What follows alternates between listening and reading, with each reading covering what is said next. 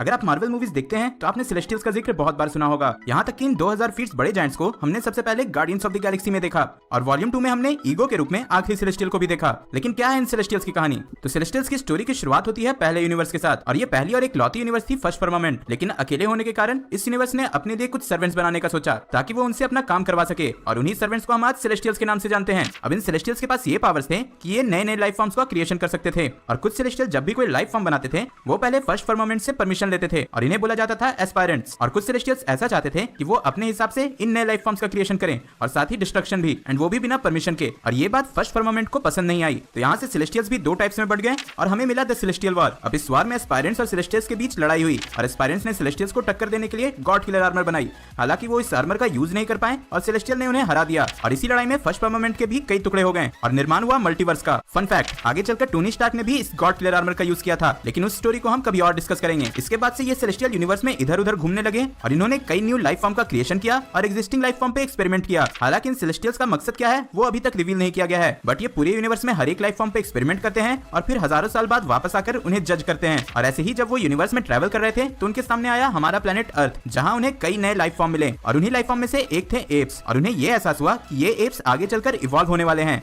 बस इसी बात की जानकारी के साथ उन्होंने एप्स के डीएनए पे 3 तरह के एक्सपेरिमेंट किए। पहले एक्सपेरिमेंट से उन्होंने इंसानों के बीच सुपर ह्यूमंस को बनाया और इसी कारण आज हम इतने सारे सुपर हीरोज देख पाते हैं। दूसरे एक्सपेरिमेंट से उन्होंने इटर्नल्स को बनाया जो कि दिखने में तो इंसानों की तरह होते हैं लेकिन ये उनसे बहुत ज्यादा पावरफुल होते हैं और इन्हीं पर हम एमसीयू फेज 4 में मूवी भी देखने वाले हैं। तीसरे एक्सपेरिमेंट से उन्होंने डेविएंट्स को बनाया। अब ये देखने में तो अजीब होते हैं लेकिन इनके पावर्स इटर्नल से भी ज्यादा होते हैं। अब यहाँ मैं एक फन फैक्ट बता देता हूँ, थैनोस एक इटर्नल है लेकिन इटर्नल्स में एक बीमारी भी होती है या फिर आप इसे म्यूटेशन भी कह सकते हो जिसे डेविएंट सिंड्रोम के नाम से जाना जाता है। और इस म्यूटेशन में किसी किसी इटर्नल्स में डेविएंट्स के जीन आ जाते हैं और इसी कारण थैनोस सारे इटर्नल्स में सबसे ज्यादा पावरफुल है और दिखने में ऐसा लगता है। सेलेस्टियल्स का एक्सपेरिमेंट करना यहाँ पर नहीं रुका, उन्होंने आगे चलकर स्कल्स पे भी एक्सपेरिमेंट किए और वहां भी 3 तरह के स्कल्स बना दिए, नॉर्मल, डेविएंट एंड इटर्नल्स। और हम इन स्कल्स को कैप्टन मार्वल की मूवी में जल्दी देखने वाले हैं। अपने एक्सपेरिमेंट्स के बाद सेलेस्टियल्स अक्सर कई हजारों साल तक नहीं दिखते हैं एंड जब उनका रिटर्न होता है तो वो ये डिसाइड करते हैं कि उन्होंने जो नई रेस बनाई है वो जीने लायक है या नहीं, और ना होने पर वो उस पूरी प्रजाति को ही मार देते हैं। और इसी सीन को हमने गार्डियंस ऑफ द गैलेक्सी में देखा था। गार्डियंस ऑफ द गैलेक्सी के बाद हमने इसके सेकंड पार्ट में ये बताया गया कि ईगो लास्ट सेलेस्टियल था जिससे कि हमारा स्टार लॉर्ड भी हाफ सेलेस्टियल हो जाता है। हालांकि इनके अलावा हमें एमसीयू में कोई भी सेलेस्टियल का जिक्र नहीं मिला, बट फेज 4 में इटर्नल्स की मूवी के साथ हमें शायद इन कैरेक्टर्स को थोड़ा और एक्सप्लोर करने को मिल जाए। आप सब नीचे कमेंट में बताओ कि क्या आप सब फ्यूचर में सेलेस्टियल्स को देखना चाहोगे। साथ ही ये भी बोलो कि क्या आपको पता था कि स्टार लॉर्ड हाफ सेलेस्टियल है। मुझे उम्मीद है कि आपको ये वीडियो पसंद आई होगी। अगर पसंद आई तो अपने सुपर फिंगर्स का यूज करो और वीडियो लाइक करो।